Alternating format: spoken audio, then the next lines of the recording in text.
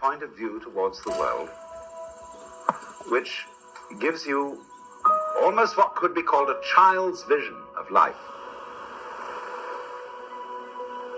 When Jesus said, unless you be converted and become as a child, you cannot enter into the kingdom of heaven. To a child, the world is entirely new, and therefore all of it is extraordinary. And I hope most of you can remember how you saw things when you were about 2 years old, as the whole world being quite weird. When you get used to things, you see a tree, and you say, oh, well, that's a tree. We're used to trees. We know what trees are.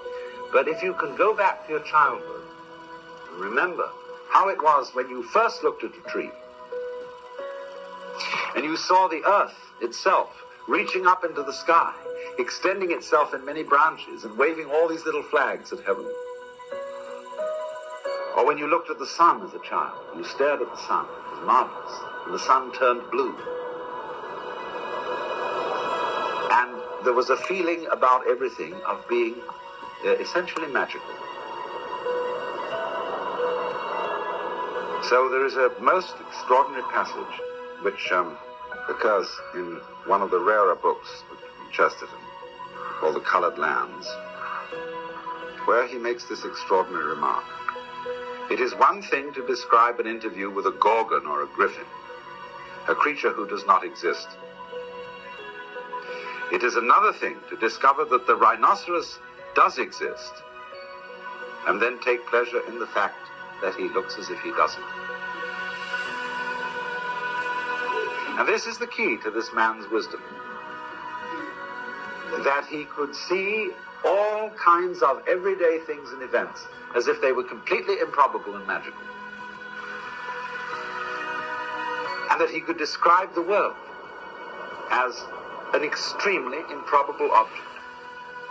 This great globe, rock, floating in space around a vast fire. No, that part's bullshit. The ordinary people called grass, and containing all the extraordinarily odd objects on it.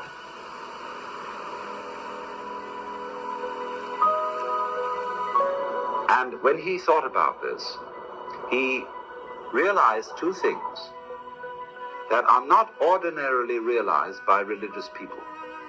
He realized that the world created by God is a form of nonsense.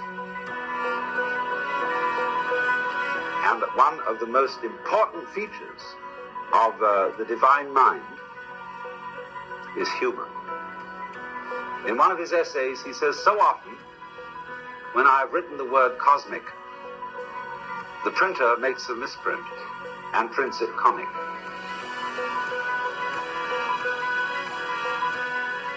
But he said there's a certain unconscious wisdom in that. The cosmic is the comic. Dante wrote the Divine Comedy, an account of earth, heaven, purgatory, and hell. The Divine Comedy.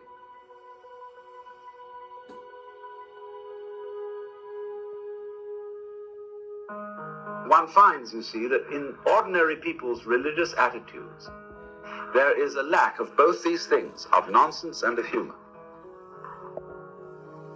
And therefore we have associated the word solemn, as when we celebrate in the Catholic Church solemn high mass. Solemn means serious. And one of the great things, one of the fundamental insights that is underlying all Chesterton's work is that the attitude of heaven is not serious. There's a famous passage in his book Orthodoxy where he says, things like stones are subject to gravity. They are heavy, they are grave, they are serious. But in all things spiritual there is lightness, and therefore a kind of frivolity. The angels fly because they take themselves lightly. And if that must be true of the angels, how much more true of the Lord of the angels? See, our trouble is sense. Where we really get into difficulty in life is that we expect everything to make sense. And then we get disappointed. We expect, for example, that time is going to solve our problems. That there's going to come a day in the future when we will be finally satisfied. And so things make sense, we say of something. It is sensible, it is satisfactory, it is good, because we feel it has a future. It's going to get somewhere, and we're going to arrive. Our whole education is programmed with the idea that there is a good time coming when we are going to arrive. We're going to be there. When you're a child, you see, you're not here yet. You're treated as a merely probationary human being.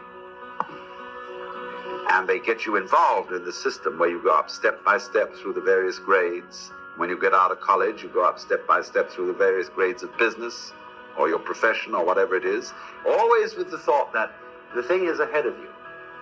See? It's going to make sense. And perhaps the universe doesn't work that way at all. Maybe instead of that, this world is like music, where the goal of music is certainly not in the future. You don't play a symphony in order to reach the end of the symphony. Because then the best orchestra would be the one that played the fastest. You don't dance in order to arrive at a particular place on the floor. And so Chesterton's view of the world is an essentially musical view, a dancing view of the world, in which the object of the creation is not some far-off divine event, which is the goal, but the object of the creation is the kind of musicality of it, the very nonsense of it, as it unfolds.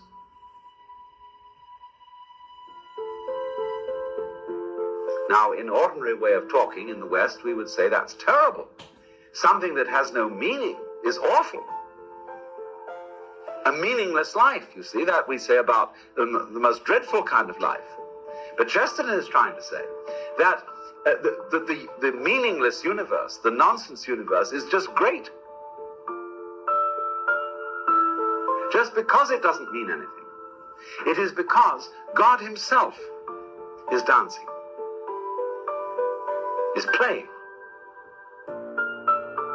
He has a poem of God as a child, and he's playing with a windmill. And the fans of the windmill are the four great winds of heaven. The balls with which he's playing are the sun and moon. And the whole idea, therefore, then, is that existence itself is a magical play, and is therefore nonsense. In the sense, the special sense of nonsense, that it is something going on which does not refer to anything except itself.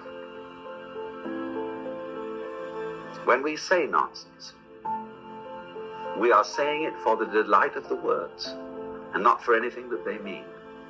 'Twas brillig, and the slithy toves did gyre and gimble in the wave. All mimsy were the borogoves, and the mumraths outgrabe. In this kind of marvelous playing with the voice and with words, you have something nearer to the nature of reality than you do with statements that make formal sense. Because that's the sense of the thing, fundamentally. That everything that's going on is a sort of jazz. Everything in the world, the flowers, the trees, the mountains, all going, ka-choo-de-doo, ka-choo-de-doo, ka-choo-de-doo, ka-choo-de-doo, ka-choo-de-doo, ka-choo-de-doo. And we have piped you and you have not danced. We have mourned to you and you have not wept. You won't join the game because you human beings think you're so special and so serious, and you've got to make sense of it all. There isn't any sense to it. Just join in, come on. Make ba-choo-de-da, ba-choo-de-da, ba-choo-de-da with the whole thing, and finally you'll be singing Hallelujah with the angels.